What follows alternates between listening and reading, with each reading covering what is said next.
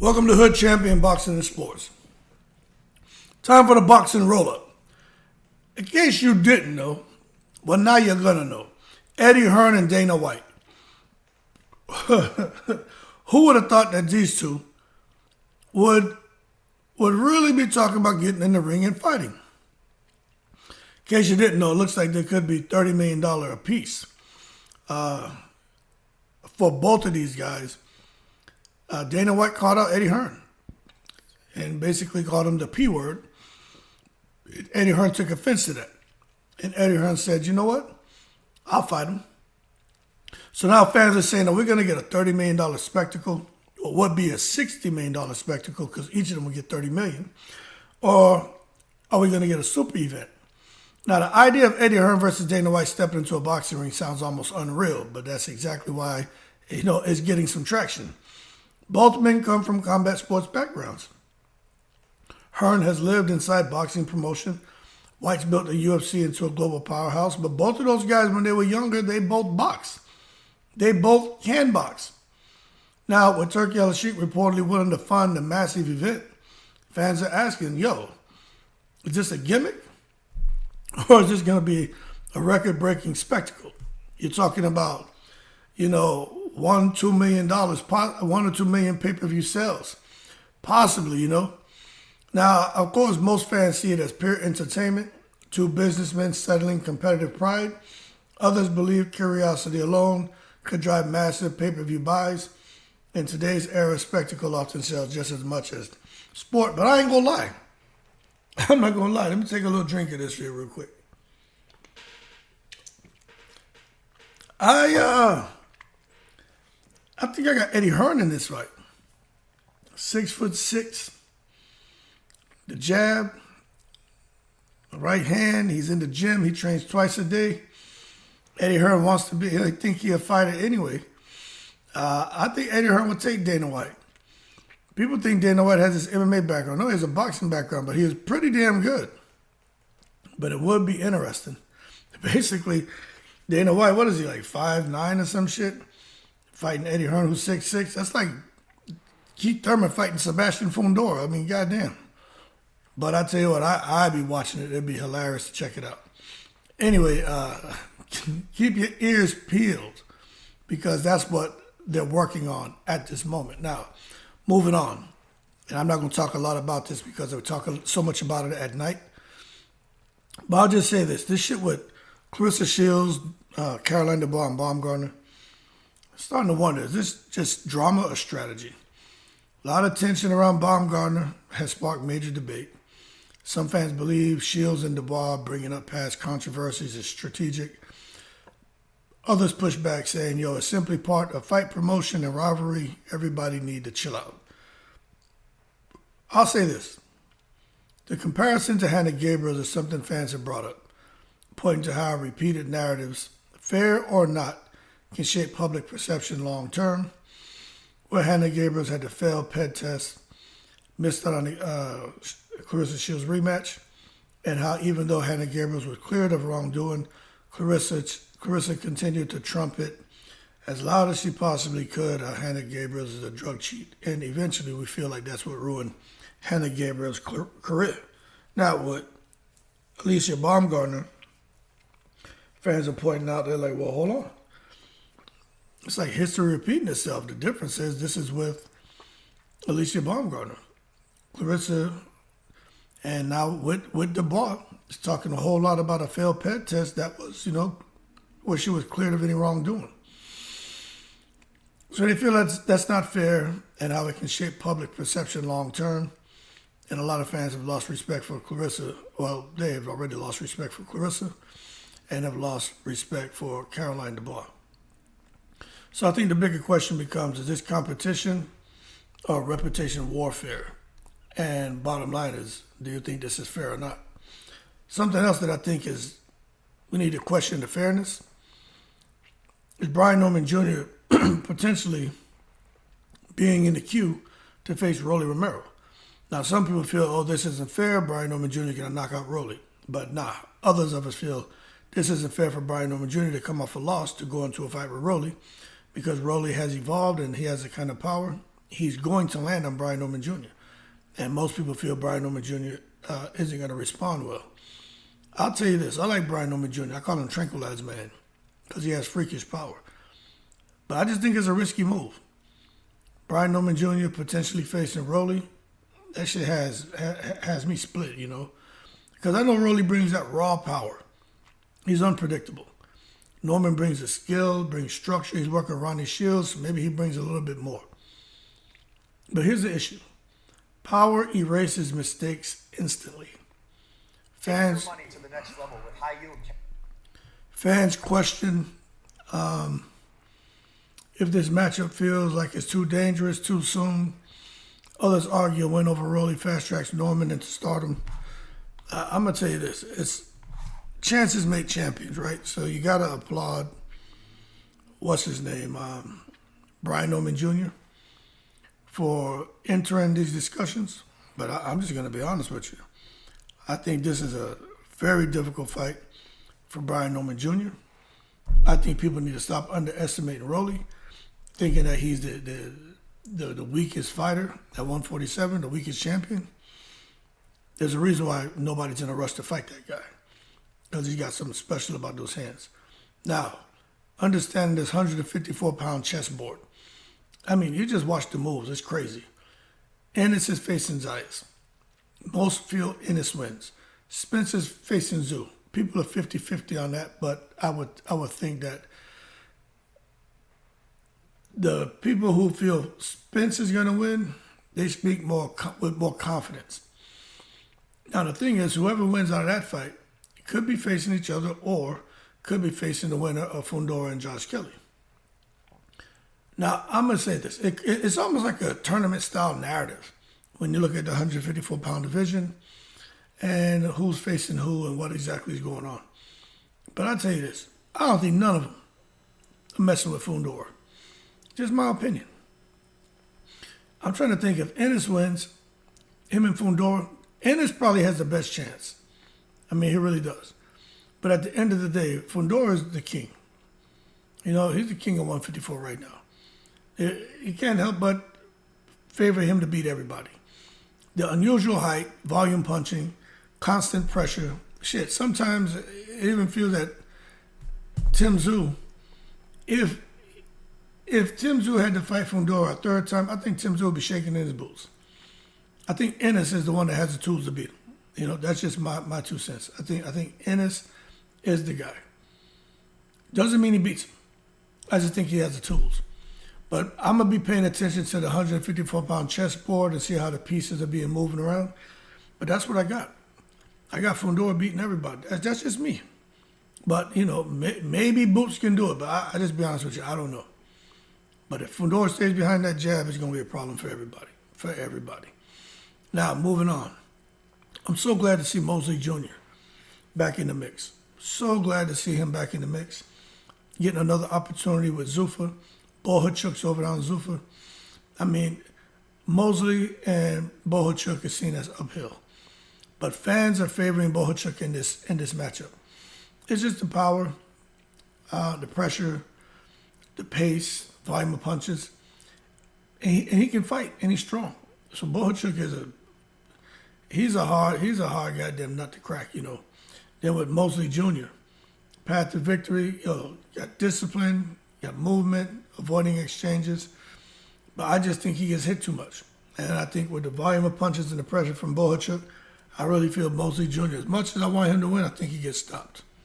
That's just my opinion. You know, one mistake, fight's over.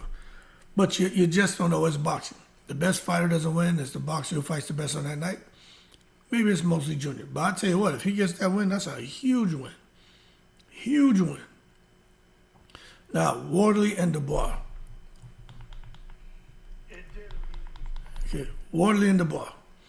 You're talking about power colliding. I'm going to keep talking about this fight.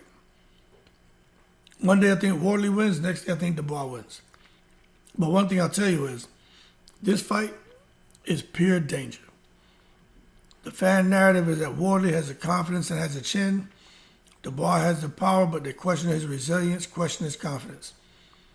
I'll tell you what, if both land, that shit becomes survival. So the most likely outcome is the first clean heavy shot could end everything. But Dubois has something to prove. He has something to prove, man. He beat AJ, fought Usyk, didn't go his way in the rematch, kind of disappeared from the scene, back with his trainer. They're trying to prove that the Usyk fight was a fluke. Wardley's trying to let everybody know, hey, I've had this talent my whole life, and I probably should have been fighting since I was a little kid, but it's no mistake why I'm a champion, and I have the least amount of experience out of all these guys at heavyweight. But I'll tell you this, and I said it already, the first clean shot ends everything. And I believe that 100%. I believe it ends everything. Now, Usyk back in Joshua, new version incoming, because Anthony Joshua is working with Usyk's team. He's under that Usyk system. He's under that team influence. And he picked AJ over Tyson Fury. He picked AJ over everyone. He says AJ will become undisputed. Fans are expecting more movement from AJ, better conditioning, smarter pacing, a completely evolved Joshua. And you know, him being over there with Usyk's team is probably the best place for AJ, especially with everything AJ's going through after losing his two friends. Because you can just see the energy over there and the atmosphere and the climate is almost very accommodating, very understanding, very loving. That's where AJ probably needed to be. But one thing is for sure, we need AJ to not be thinking about love and being accommodated. He need to be thinking about destroying his, destroying whoever they put in front of him, 100%. Then you got Benn and Garcia. Let me tell you something, man. Hold on a second. Let me tell you something. Conor Benn, I don't really have much to say here. I'll just say Conor Benn's a hype job. Conor Benn won't beat Ryan Garcia. I'm just being honest with you. I don't think so. I don't think he stands a chance in hell. I know he's talking about Ryan Garcia, keep my WBC belt warm and all that. Ain't no way. Ain't no way. He was in there with Regis. Yeah, he won. But Regis bucketed him a couple times. And Regis, beyond his expiration date, he's kind of had some damage to him, man. Conor Benn was supposed to knock him out cold. Instead, Conor Benn got all kind of bumps and bruises and lumps on his head from fists and headbutts. Y'all want to believe Conor Benn at 150, who struggled, who looked weight drained at 150, who rehydrated like 18, 19 pounds. As ghoulish as he looked at 150, y'all really think this man go cut from 150 down to 147 now, another 3 pounds? Y'all want that man to die, his body fat was 6%. You know, when you start getting your body fat down to 6, 5, 4%, you start to lose hair and lose fingernails and shit. So anyone out here who's encouraging that, you'll do your research on the side effects of those extreme weight cuts. Conor Benn will fuck around and die. But if he doesn't die, he's going to get tranquilized by Ryan Garcia. And I'm just being real with you. He won't win. I give him the first round, he'll get knocked out cold. The first round, he come out there trying all that high volume, aggressive shit. Ryan Garcia gonna knock that dude out. Somebody's saying, yo, this is the battle of the cheats. I mean, I don't see it that way. But the truth is, Ryan Garcia tested positive for a peg. Conor Benn has tested positive for a peg before. So, I mean, it's fair play. But I'm going to tell you, the concern out there for some people is the size difference. The speed gap, the defensive vulnerabilities. Garcia's left hook and the right hand could end things instantly, especially that left hook. And many believe this is a high-risk fight for Benn. I do, especially at 147. I'm telling you, Ben's going to get destroyed. It's not going to be nothing nice. It's going to be violent. And he can't fight on the back foot. So once he gets hit and gets hurt and starts getting pushed back, Conor Ben's going to unravel. And I'm just being real. Then you got Mayweather and Pacquiao. Does Manny have a chance? Mayweather and old man Pacquiao. The continued saga of these guys raises all kind of questions. You know, it's a fully sanctioned fight now, but it wasn't at first. Floyd was trying to make it an exhibition. Floyd was out here trying to hustle. Did not want to fight Manny. It sounded like he just wanted the money, but not the officially sanctioned fight. Just wanted an exhibition. Now it's an officially sanctioned fight. Floyd is out here like, shit, this isn't what I want, but fans are happy because there are a lot of fans who want to see Floyd lose. You know what I'm saying? That's what they want. They don't want Floyd Mayweather to continue in retirement, undefeated, robbing the bank with exhibitions. And they feel Manny Pacquiao is the guy who can beat Floyd right now. But I'm going to tell you this. Y'all should be a bit more hesitant with coming out here making them kind of statements. As far as Manny Pacquiao's chances, he brings activity, true. He's got angles, he's got volume, but he's also gotten old. He's not the same Manny Pacquiao. Y'all got to stop this shit. He's not the same. Now, as far as Floyd, I just think when you have a foundation built on skills, when Floyd and Pacquiao get the ring, again, you're going to see the difference of the skill level, of the talent. And I think Floyd has his way with Manny Pacquiao. As a matter of fact, I think he hurts Pacquiao pretty bad because Pacquiao's footwork is all over the place now. It's gonna be crazy. You know what I'm saying? But I got Floyd winning. Supposed to be some good money here. Makes you wonder why Floyd is doing this shit. 2 exhibitions, then fighting Manny Pacquiao. Why is he fighting him? He need the money. You're hearing about all the lawsuits, threats, debt that he has. For a man who made $1 billion, how you end up in this bullshit? You know what I'm saying? I don't get it. I don't get it, man. You make all that money and you go out here and you buy $18 million watches. You're taking private jets everywhere, 100,000 here, 100,000 here. I mean, I'll tell you, I don't have that kind of money. So a person could say, well, you don't have that kind of money, that's why you feel this way. I mean, you know what, I probably, I can tell you this, even if I had that kind of money, I wouldn't do that. That's just not, I didn't grow up with those kind of values. I'm cool with living a simple life and just having a whole bunch of money in the bank. Make sure my kids are straight. I don't need an $18 million watch. And Floyd had the money, he could do what he wanted. And now, as a result, look where he's at now. Look like he's fighting for money. You know what I'm saying? Like he needs it. So I don't know what all's happened to him, but I do know that Floyd wasn't, you put a Dr. Seuss book in front of him, he sounds like he has peanut butter in his mouth. But I'm going to tell you again, for Floyd Mayweather, if he gets another opportunity to get himself out of debt, resolve whatever tax issues he has, if he has those things, right, then be smarter with your money this time around. Because it's just sad to see someone like Floyd back out here on the chitlin circuit when he should just be chilling. I understand if you can make money, exhibitions, but to be out here doing what he's doing, 3 fights back to back, man, you gonna mess around losing Manny Pacquiao. Then what happens to the TBE? You know what I mean? Then what happens to the lifestyle flashy? Then what happens to the undefeated record? That's his crown jewel. That is his crown jewel, man. Anyway, we'll see what happens with Mayweather. He just has that style historically that neutralizes any and everyone. And I don't think he's going to change. I think he's going to be the same thing. Anyway, when you look at this entire landscape, it just shows boxing is no longer just about fights. It's about narratives. It's about risk. It's about timing. Shit, some say chasing money, chasing legacy, chasing survival. But I'll tell you what, as a boxing fan, I know I want chaos, I want truth, I want action.